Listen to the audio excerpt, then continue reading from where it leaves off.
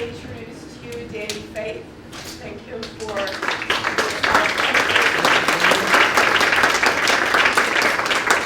sending his healing vibrations through all of you, which changes our space and our people. Please welcome Joel Hall and Jenai Cutcher.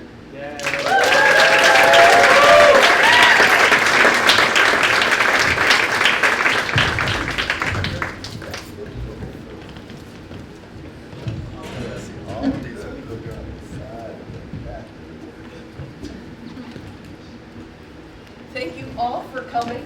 I'm going to do my best to project, so bear with me. We are celebrating this weekend the life and legacy of Joel Hall as he hits his 70th birthday. He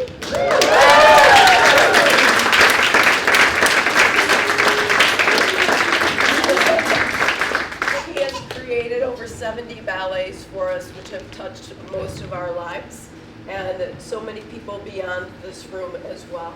And so all of those gifts that he's passed out to us through these many decades, we want to give back to him, not only today and this weekend, but in the upcoming decades, by honoring his work and keeping it intact and true to the original intention. So as new artistic director, I started to have some conversations about how to keep that intact and how to pass this on even beyond when I'm here in the studio.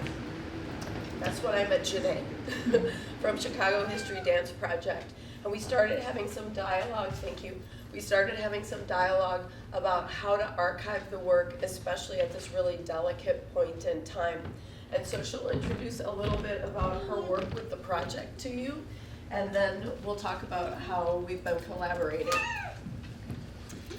Thank you all for coming. It's usually my job to simply facilitate exploring histories of others, and it's rare that I actually get to talk about the work of Chicago Dance History Project itself, so I'm really happy to have this opportunity to talk about what we've been doing in relation to Joel Hall and the archival project. Chicago Dance History Project is a 501c3 research organization investigating, preserving, and presenting histories of dance in Chicago. And we're building a digital database, and we're primarily going to populate it with original research, which includes oral history interviews on camera and public events such as this that we're recording as well. But this third component that started to develop once the project got going was digitizing ephemera and archival materials related to dance in Chicago. And we've done that quite a bit. We have stuff that comes into us from people that we interview, other folks. We have the Jennifer Gerard Dance Photography collection of over 10,000 images. So we've been building these collections, but this was the first chance we got to create an archive, which I think of as something different. It's social and interactive and living and breathing, just like dance itself. So we've been developing a lot of different components of the archive, one of which you can see on display here, the physical exhibit throughout the hallways of the building, which will be up indefinitely. And then we've been having a lot of dialogue, privately and publicly, about what it means to archive dance, specifically, and archive a company currently, as Jackie mentioned, in leadership transition. Is that a good summary? Yes. Okay. One of the things that I wanted to do first is to host a legacy concert of Joel's work. And so last year on his birthday, in this very same setting, we sat down and we talked about identifying one signature work from each decade that we felt would make a great concert to display the wide scope of the work that we have. And so those are the pieces that you see out on the wall, starting with Night Walker in the 70s, and then moving forward to the 2010s with Anja, but then having Joel create a new piece as well. With each of those, we started to dig through the archives, and because we haven't archived our work before like this, I thought that it was simply emptying the storage unit and finding a way to have somebody else take that so we don't have to bring it to the new location. So that was my oversimplified way of archiving the work, and I thought I don't want to house all of it in the new location. And I want to make it accessible to other people. And I want to introduce also Allison to you, and she is with Newberry Library. And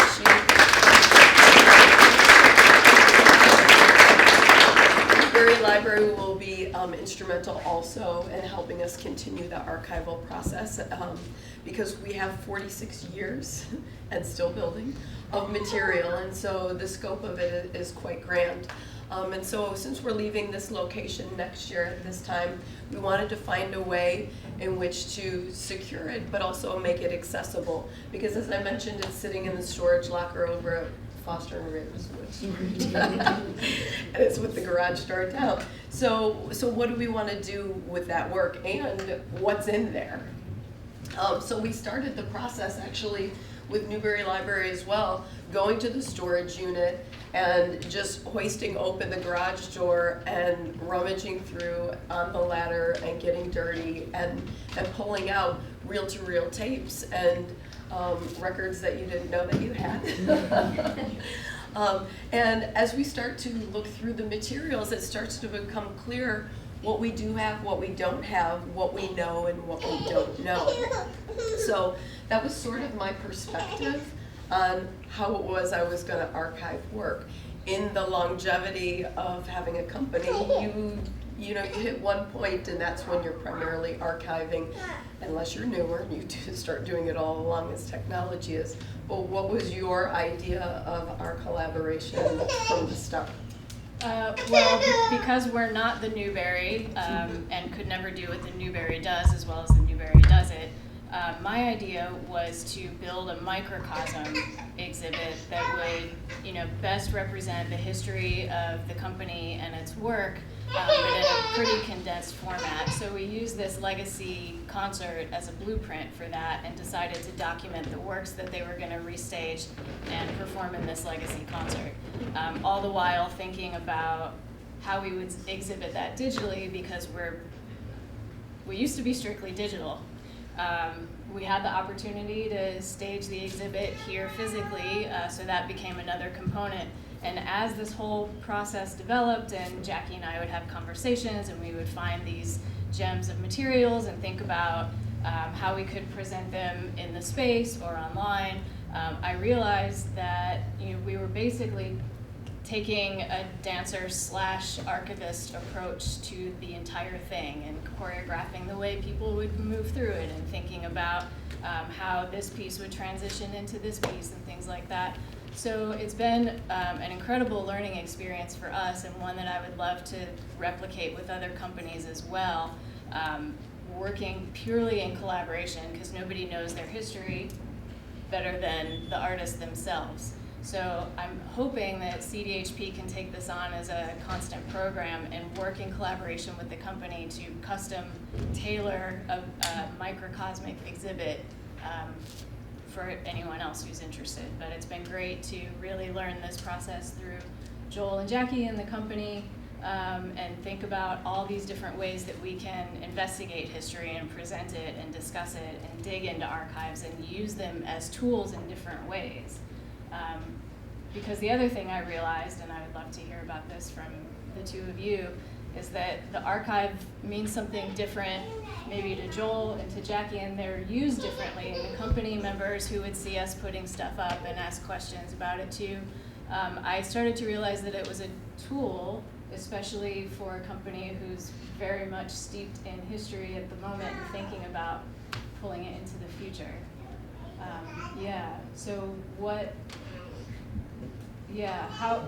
How have the tools been helpful to you? Yeah, it's kind of interesting because I think the biggest thing that I learned was that the value of the information that we hold in our bodies is still not there to be archived. So though we're looking through, here's a picture of Caliente where we actually have the original polka dot dresses. The information and the stories that are housed within us are still not anywhere in the storage unit. They're still within our people, and that's the intriguing part for me, is how we now decide to carry that forward. Because when we talk about Nightwalker, and when we talked about it a year ago, Jeff Rouse is sitting right there in that chair, we talked about how many of us performed in that piece and what we recall from that piece. And I asked Jeff and Tracy, who was sitting over here, what was your name in Nightwalker? Joel gave us each a name. Miss Thing, you are not Jackie in this piece. You are Rita. I was like, my name was Rita. That's not written anywhere, right? But for me, and I see this as the dancers hear this information back, I knew the minute I stepped out on the Marley and I was Rita, some other shit was going to happen. It was not the same. And I felt different, and I transferred the information differently. And when we do the same thing with the dancers currently, right, when the background information, the inspiration of what it is you're thinking comes across to them, there is something that is ignited, and it becomes more authentic and true and real, and it speaks from your work to the rest of you. We're therefore having a conversation about it.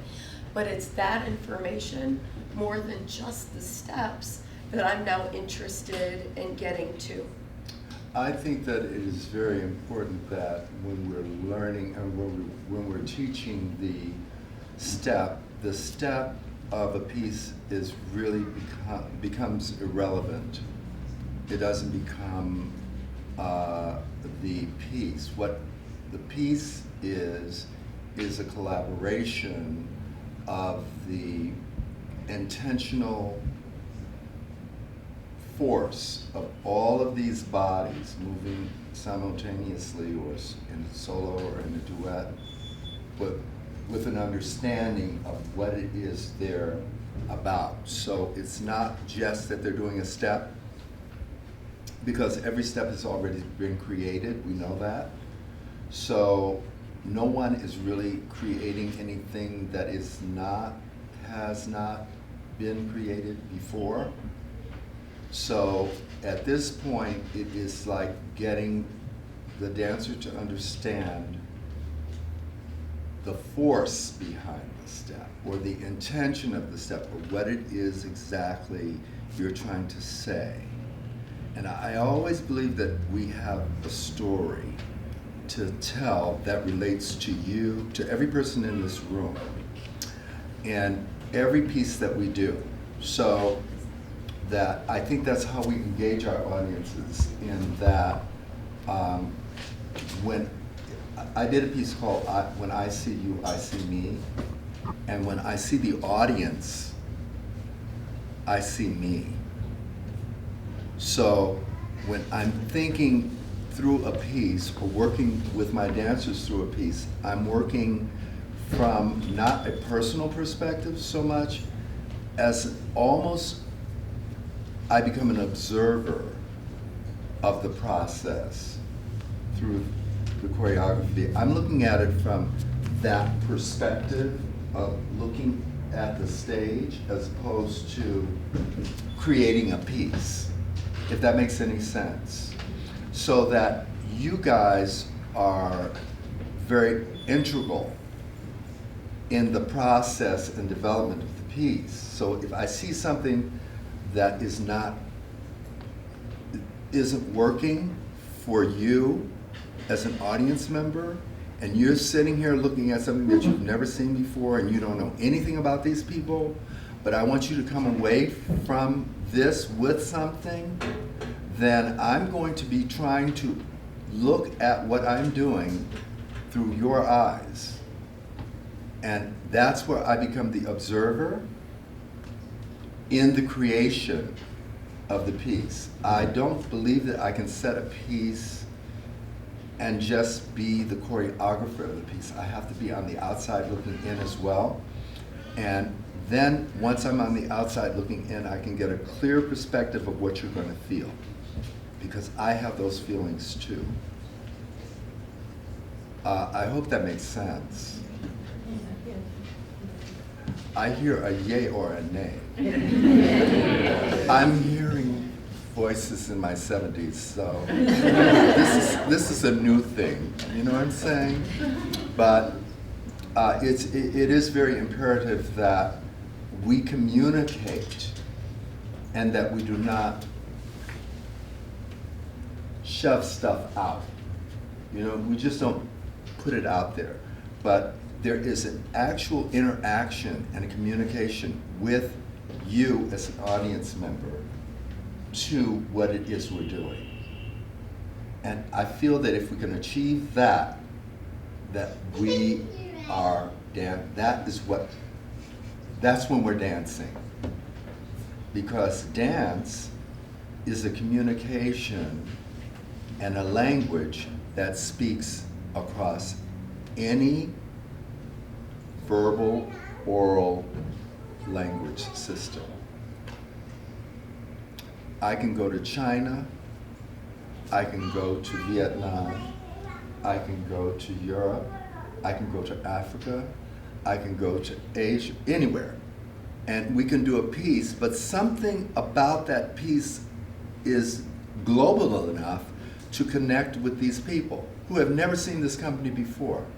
And all of a sudden they're moved, or they're crying, or they're laughing, or they're singing, or they're moving, or there's something that's going on.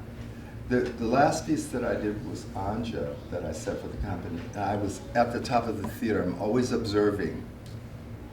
And what I'm observing when I'm watching one of my pieces is not so much the piece itself, but I'm watching the communication that happens between the audience and the piece. So I always go to the highest point that I can to see as much as I can of what the audience is responding to and how am I moving them? How are they feeling about this? And inevitably it kind of takes a shape of its own. In Anja, I was standing at the top of the theater. I see this guy get up right in the middle of the piece. And he was in the first row all the way down at the bottom of the theater at Logan Center. And this guy he was about, I would say he was in his 70s. He came running up the stairs, like 2 at a time, trying to get up to the top. I thought he had to go to the bathroom or something. So when he got to the top, I was standing in the center, and he got up there at the top and started jamming.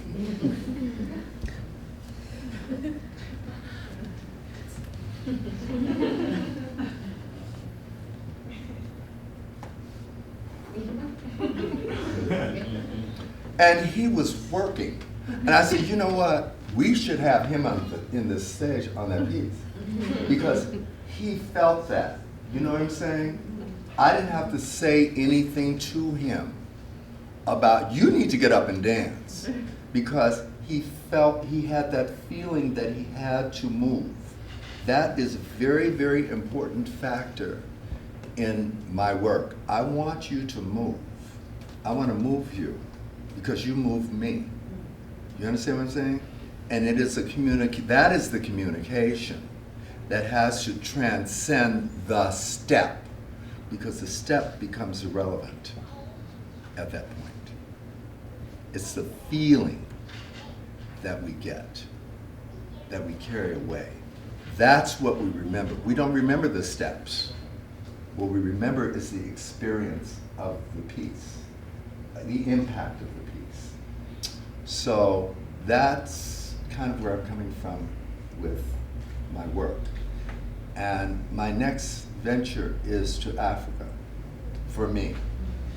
Okay, Anja was the onset of that experience, in that it had me take a look at myself retrospectively, back at my history. I was thinking about like my grandparents. I remember my grandparents, and I never knew my great-grandparents, but I had heard of them. And African Americans do not have this experience of other people who know who they are, because we did not come here willingly. we came here as slaves. So what we had to do was we have to go about finding out who we are in a very different manner than most everybody in this room. And I know that everybody in this room has a perspective of who they are historically through their family background. You know that you're Irish, you know that you're Catholic, you know that you're Protestant, you know that your grandmother was here, you know that your great-grandfather was there. We don't have any of that. Nothing. So what we have to do, what I had to do was go back and search inside for who I was as a person of color who is African and openly gay in this culture. So I had to go back and examine that for me. And the outcome was Anja. Okay? So the next level to go to is to take that and expand that idea to what is it actually to touch the earth in my culture, to where the fabrics of the people of my culture, to understand the spirituality and not the religion of my culture. Because I look at them as different things. I look at, there's Protestants, Catholics, Jewish, Muslims, all these other people, Buddhists, all these people who are fabulous, fabulous people. I had to go back and say, okay, because I was searching, where do I belong? I went to Catholic school for a few minutes, okay, until the nuns kicked me out because I was so rude, okay. Then I went to public schools where they kicked me out because I was so smart. Then I went off on my own and I got my own education. I got my street education. That taught me how to live. It taught me how to interact. It taught me how to fear, what to fear, when to fear, and how to deal with that. And a lot of us live in a constant state of fear. So I had to remove myself from all of that and get back to my spirituality and find, what is your spirituality, Joel? Where does that come from? Well, it comes from my motherland. Has nothing to do with this, with any other part of the world. It has to do with the motherland for me. So that's why I have to go back this year and expand upon that information so that I can carry it further for an explanation for all of us, because all of us are a part of that source. All of us are a part of that initial question of who am I? And it begins in our science. So, everybody knows what I'm talking about when I'm talking about that. I don't think I need to say it, but I might have to. It is my feeling that we are all from the same place. We have just broken off at different times during the Pangea, and we've drifted apart. And we've created our own cultures as a necessity of being in the environment that we are. Our colors have changed, our hair texture has changed, our thinking has changed, our history has changed. Everything has changed as a result of that. So, to me, everybody is the same. I don't look at anybody above me or below me. but I look at me as everyone. And that's what my company hopefully reflects when they're on stage. You don't see an all-white company. You don't see an all-black company. You see everybody. Okay? That is intentional. The reason that you see everybody is because that's not the world that is not the real world for other people, because they've made it different. They've made it their world. I have to create a world that's real. This is the reality of how we're supposed to be. Okay? There should not be any conflicts between this person and me, or that person and me, or this young man, or this young man, or this beautiful old sister over here, and me, for any reason whatsoever, because we're one thing. So if we can come to that understanding, we don't have any problems.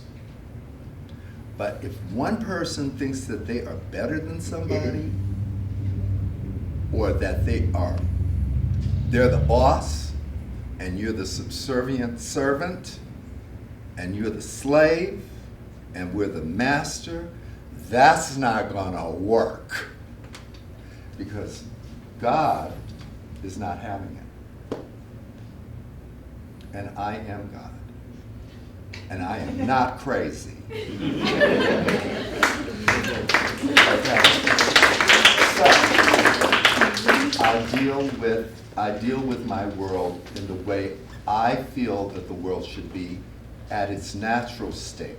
In its natural state, it is cooperative.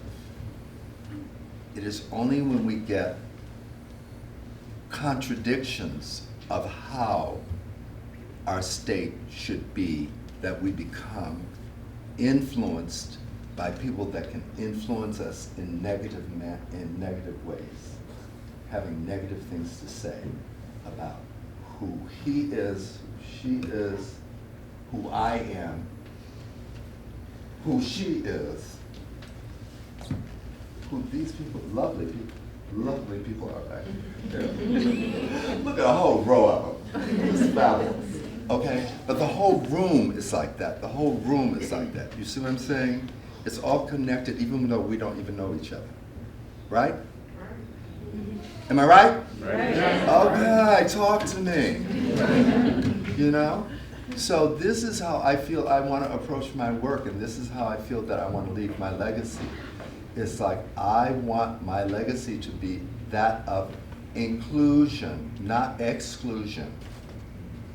I do not discriminate against anybody because I have experienced that too much from mostly everybody, myself. So I choose that it will not be that way for my audience, and it will not be that way for my dancers. It's not going to happen. And we have chosen Miss Jackie Sinclair as the artistic director of the company. Now, why would that happen? How could this white girl leave this legacy that this black man is talking about? Give me some examples. Fierce. What? She's fierce. Fierce. She's fierce. Oh, we know she's fierce. We know that. Yes, she's fierce. Somebody else. I already gave you the answer, but why would that happen? She was here for a while. I'm sorry? I heard somebody. Because you two are the same. Because we are the same. Right? And the outside world is looking at the exterior. But And you the see outside. But you see what I'm talking about when we think it through, when we really think about like what is real. If you think about it, take that moment to think about it, it's automatic, it just flows out. It's open. So that's why she's me. She's me. I'm her. I'm her. I'm him. I'm her. I'm him. I'm him. I'm him. I'm her. I'm me. I'm you. You know what I'm saying? We're all one thing. That's it. That's the choreographic idea of this choreographer, of how we work and how we get our best work from people when they see themselves as the same rather than their differences. We know that we're different. Some of us operate in different ways. Males operate differently from females, anatomically, okay? But we're all divine beings. And if you take the human being out of the equation, you are divine. We are divine. And that's how I see this company, as a divine being. And that's how I see the world, as divine. Now, everybody does not want to participate or cooperate with that. I don't care. That's not my problem. It's how I see the world as an artist and choreographer of the Joel Hall dancers. That's how I see my work. So, do y'all understand that? Okay. So what Joel is talking about is the very kernel of an idea that will become a piece, because everything that influences him becomes a piece. And so this is where we want to go next, and that is what we don't currently have. And that is, we have these conversations. When Joel says, I am God, I understand what he means by that, right? I hear some of you laugh, but I understand what he means. But we all have God in us because we all have the divine light in us. And God is whatever you want it to be, right? We're not defining God in that way, but I understand what he means when he says that. We all have the divine in us. But we have these conversations outside of the Marley, and we want to start to have these conversations with Jenai so that we're documenting from the very kernel of Joel's idea to when these dancers hit the Marley. I won't tell you the date next, but it will be revealed this week. It's coming. I have it in my pocket. In the Legacy concert, when this kernel of an idea actually becomes in these dancers' bodies and in the step and on the Marley, maybe at Logan Center, I don't know, hint, hint. We want to start to have this collaboration continue where we're getting all of this information that's not just housed in us through our conversations, but it's something that we can pass on in the legacy in years to come. Do you want to add to how we're going to do that? We're going to make it up as we go along, for the most part. But what I've realized, another reason I think that this collaboration has worked really well is that I'm a dancer, and don't hate me for saying this in public, but she's an archives nerd. It just came out. Which is, I think, the coolest nerd you can be. But we're already kind of speaking the same language, and since we have documented the pieces already in existence, I think moving it forward and being a part of the process from the ground up and from the Marley, I don't think it's going to be a problem. I think it's actually going to be a lot of fun. And the more I hear Joel talk about what's on his mind and the research he likes to do, I'm cataloging as we go, right? Okay, well, let me know what music you're listening to. Let me, talk about Ghana, and so I think we will do maybe some interviews. We'll record some rehearsal if that's all right, and just go from ground zero and kind of think, well, 3 or 4 generations from now, when the Joel Hall dancers are still rocking, what are they going to need in order to embody this piece, even though we won't be here? So I'm thinking about audiences and dancers of the future for that one. So we're interested in hearing your questions about what you'd want to see in an archive, what you need in the rehearsal process in order to actually perform the work. How do you speak the work through your body? what is it that you're interested in seeing and how the legacy is continued. So we have time for about 3 questions. So if you have ideas, thoughts. I know there are some dancers and choreographers in the room. Dancers, do you have questions about what you need to know? I would hope so. Okay, let me limit it. 2 questions. I have one. Right over here. Joel Hall, you and I were probably born within months of each other. Okay. Now, in a career as long as yours, Yes. does the archive show, first of all, when you started your career at the height of the most violent moments of the American Civil Rights movement. So was there an anger there that you can see being worked through to this divine state of grace that you find yourself in now? Will the archive show that? And even with the quotes on the wall, was the anger there in the beginning? And did your work, how did your work go through decades of that? And will that be visible in the archive to future scholars? Well, that's an excellent question. Anger. We can talk about that for just a few minutes. I am not angry about anything other than the fact that my people were brought here involuntarily. I am extremely upset over that. And I don't think that's anything that can leave me, because it was not our intention to be here.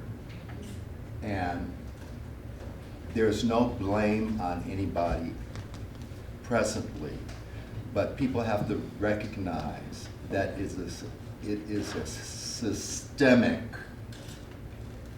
issue that has transcended since the first black person was brought to this part of the world from our motherland. So it is an intentional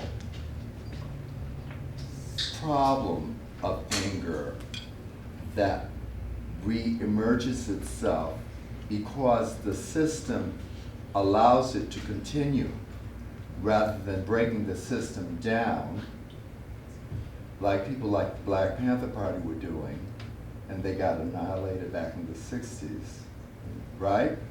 So, the 70s. We have to look at that and why that happened. Anytime anybody is moving our people forward, somebody's pulling us further to the back, because now they want to pull you to the back as well.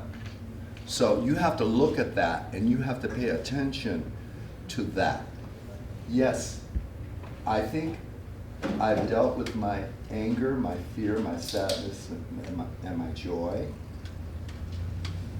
I think that there's a lot of work that I still have to do internally, but I think that my exploration into my history and my understanding through my knowledge that I've acquired through my own education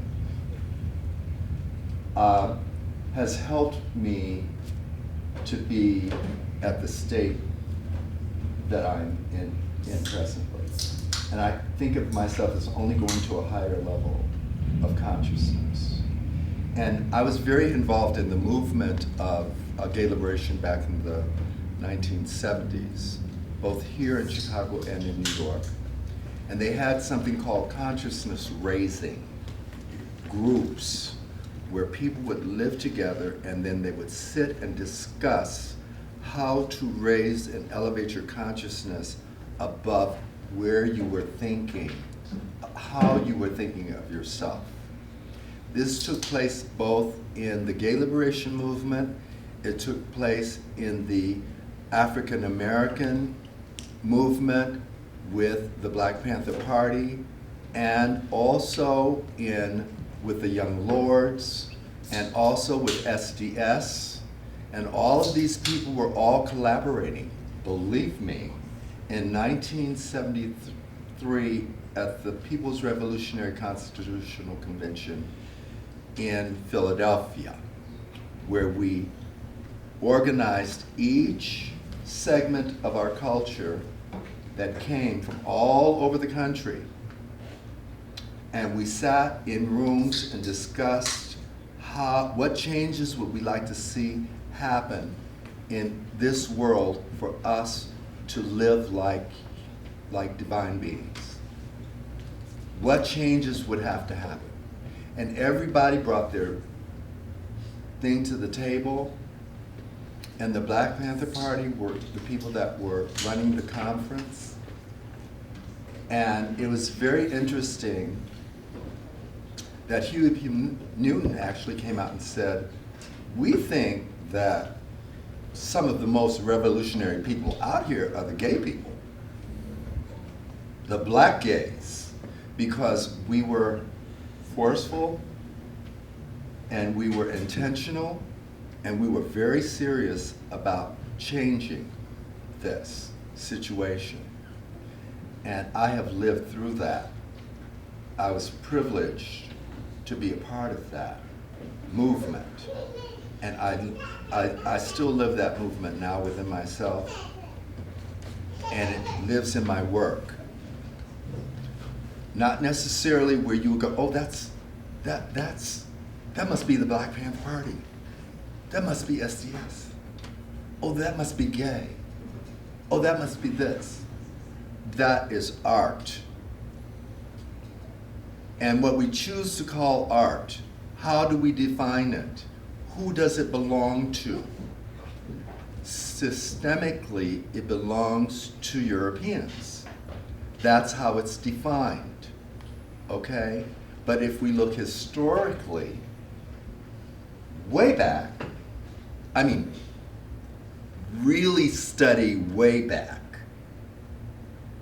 before the Vatican or these places, then we understand that art came from people thousands of years ago in Mother Africa. And it was this, our libraries were destroyed. And all that information was taken. And what you now see is called European art, but actually it is stuff that was taken.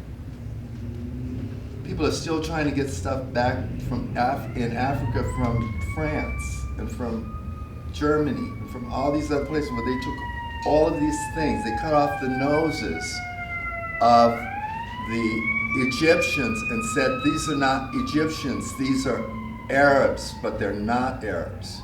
They are black people, okay? Those pyramids were not built. Those pyramids were built by black people, all right? Look at our dollar bill. There's a triangle with an eye in it, the Eye of Horus. Okay, that is an Egyptian symbol, all right? So, I mean, if we just think a little bit, just research a tiny bit, you can find out these very important things that teach us how we are the same people. But we've been trained to think of ourselves differently. That's where I have problems. So, I don't mean to be too heavy on you guys, but I'm a heavy choreographer. So, you know, I just want to drop some information down on you and let you know that it's not all what we think it is, and we have to see the truth. When the truth exposes itself and it tells you what it is, if this color comes out and it says, I'm red, don't turn around and look at that color and think that it's going to change. That color is red. It's always going to be red. It's not going to change. So, don't turn around and say, well, that's fuchsia. No, that's purple. No, that's blue. Oh, that couldn't possibly be. That's green. It doesn't work. It stays red. The truth is truth. So you have to look at it for what it is. You have to identify it when you see it. And don't think that it's going to change to something that it's not, because it isn't. So I'm telling you, all of us here, that I'm not going to get into anything political. It's all political. But the personal is the political. So if you are a person, you are political by your decision to be or not to be is a political statement. So I'm just saying that you guys need to think, and all of us, not you, me, all of us need to think about how we want to live, how we want to be, how we want our kids to be, how we want our nephews and nieces to be. It's not about me so much anymore because I'm old.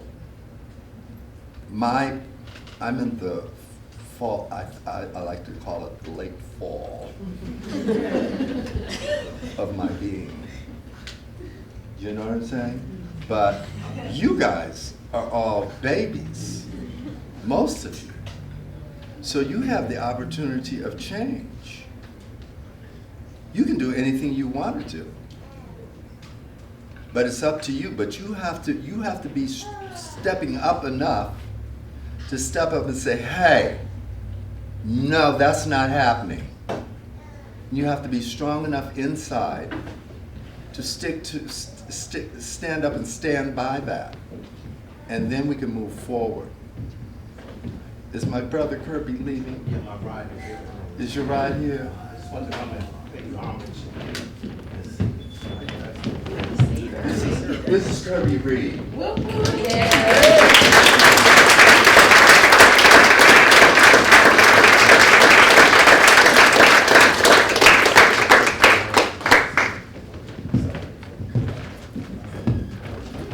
Kirby danced in my company. When did you enter the company? When I was 16.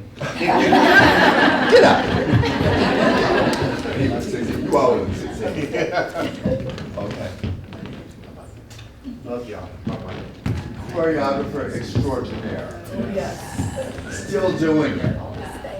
Still choreographing. Love you, Kirby. Working. We love you, Kirby. Okay. Bye, boobs. Okay. So, stand up.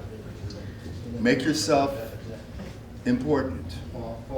Because otherwise we become not important. Other people would just walk all over you. And it's not just black people, it's everybody now. You know what I'm saying? Do y'all know what I'm talking about? Okay. So do something about it. Okay? The biggest thing that you can do is go vote right now. Okay? Put that on your agenda for the next election that's coming up. If you don't like what's happening, if you don't like these things being taken away from you, if you don't like being told that you are not of value, change it. You can do that. So I'm not being political. We have time for one more quick question, Mary. When I look at you, Joel, and then I look at all these fresh, innocent young faces, or not so innocent young faces, I think back to a time, I also think about people that should be here from your generation that aren't here, and the loss that became part of the dance world, the creative process, the emotional growth, that whole experience of loss as people just died. Mm-hmm. Often without friends or family And that really became part of our legacy and your legacy. Absolutely. How do you pass on that notion of loss and recovery into your dancers' fibers? I don't think that I can pass that on, because I think that the artists that we lost during that, particularly the AIDS crisis, which is still happening, believe it or not, in a very big way, even though we don't hear about it, in different parts of the world. And it's mainly centered around people of color that are getting this disease. I think that I cannot impart that information onto them, because you have to look at it as layers. I've often said this, as the evolution of the earth itself, and how at one point, the ocean was a desert and so forth and so on. And then we have these layers of the evolution of humans, or so-called humans on Earth, right? Well, right as you get to the 1970s, there is a vacancy in that evolution. You see this level of void, and then it continues. That level of void was the epidemic that took out all of these people. They were brilliant artists in this city, all over this country, all over the world, that left the planet because of something like a disease. That was not, I don't believe necessarily, I believe that it was more intentional than less so. That's my own personal belief. But otherwise it would have been stopped. It could have been stopped. So I think that we lost all of these artists, and there's no way that I can explain to someone who has not had that experience of that level of loss to make that up for them, to explain that to them, because it's so devastating. I did a documentary called Out and Proud, and in it I said I had a phone book, and in this phone book, all of my friends were pages and pages and pages, and during the epidemic, I had to keep crossing these diagonal lines across every single person in that fucking book. That is devastating to any person. It's not like losing your mother or father, or your auntie or your uncle or your grandma. It's like losing people that you worked with all the time, that you love. These are your people. You know what I'm saying? These are your friends. And they're gone. Every person in that book is gone. I have it at home in my drawer. I keep it. It's all crossed out. So there's no way that you can explain that to a dancer other than the story of it, and then have that translate. How can I make this meaningful to an audience? How, if I choose to make that meaningful to an audience, or if I choose to do that? Because it's a very hurtful experience to have to do. It's still very painful for me to even think about. So, in my 70 years, as I said, I've been very blessed, because I've been around a lot of different people, even Patty. Patty and I go way back, tell me. Yeah, we go back to Maria Tall Chief, right? I was teaching jazz at the Chicago City Ballet with Miss Tall Chief was in charge, I had set a ballet called Chicago for the company, which I thought was pretty slick. It was pretty cool. It was done at the Chicago Theater, one performance only. That was when Danny Duell had taken over, just when the switch had happened. I was fortunate to be around some of the most brilliant artists coming in to teach summer faculty, including Melissa Hayden and others. So I got to meet some pretty interesting, dynamic people in the ballet world, and have, you know, chats and cigarettes and whatever with these people and talk about the dance world with them. And it was a very interesting career. My life has been unbelievable. And sometimes I wonder how that happened. I'm still trying to figure it out. But I'm just really glad that it did. And, you know, my company has traveled all over the world. Not all over the world, but pretty much. We covered pretty much all of Europe. And we need to go to Asia. We need to go to Africa. We're going to do that in the future. We're going to figure that out. But those are the aspirations. I don't think of dance in Chicago as I think it has a tendency to limit our informational input, because there's so much out here that transcends anything that we have seen in this city in terms of dance through my travels around. Even in Russia, we were in Russia and there was this jazz company that was just like fabulous.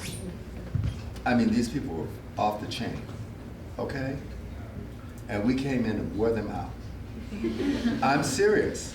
We came in to Russia and we wore those people out. They treated us like we were royalty and we loved it. They had Stolichnaya every night. I'm saying at everybody's table, all of the dancers were seated together. At every plate was a different bottle of Stolichnaya. And I wasn't really even drinking at that time, but boy, did I get into Stolichnaya. So, you know, it's nice to be treated well. It's nice to know that you're loved. It's nice to know that you're noticed. And we have been, and I think there's a lot more that we have to do in terms of that. And we look forward to you.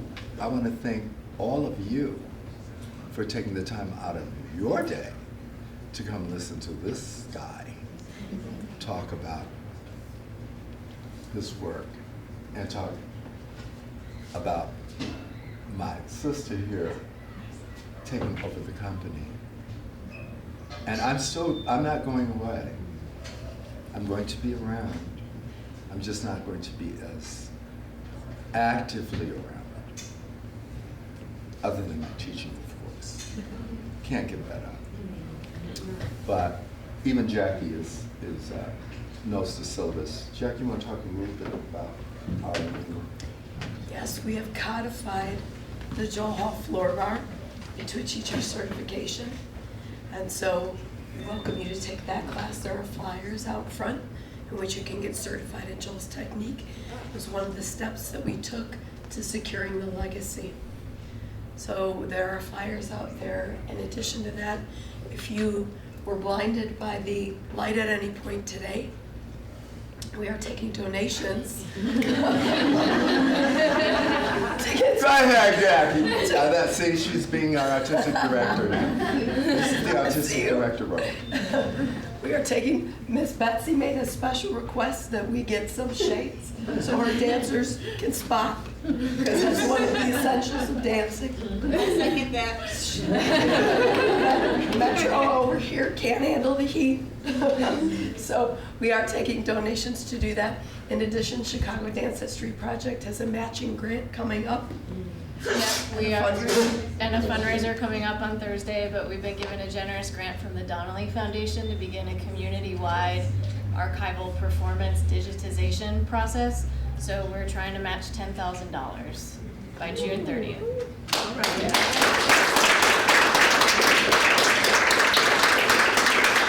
Patty has generously agreed to match up to $2,500, so we've got a triple match right now. Thank you.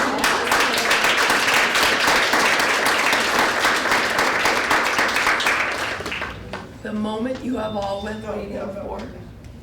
We are going to sing a happy birthday to Joel, and somebody other than me.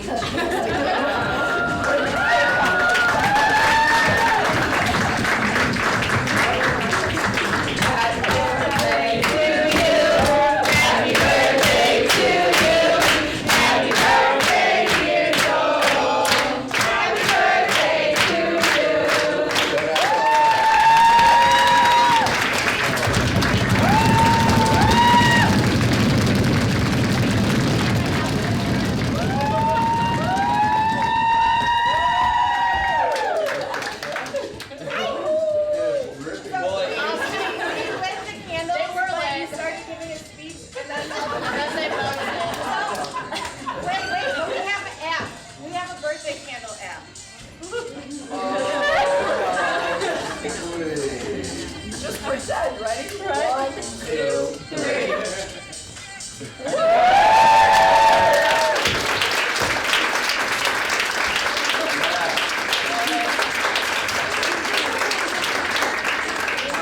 3. My wish is that, my wish is that this birthday has been one of the most meaningful in my entire life, and that I appreciate your sharing it with me and being here with me to experience this day, because it's not going to happen again. Okay?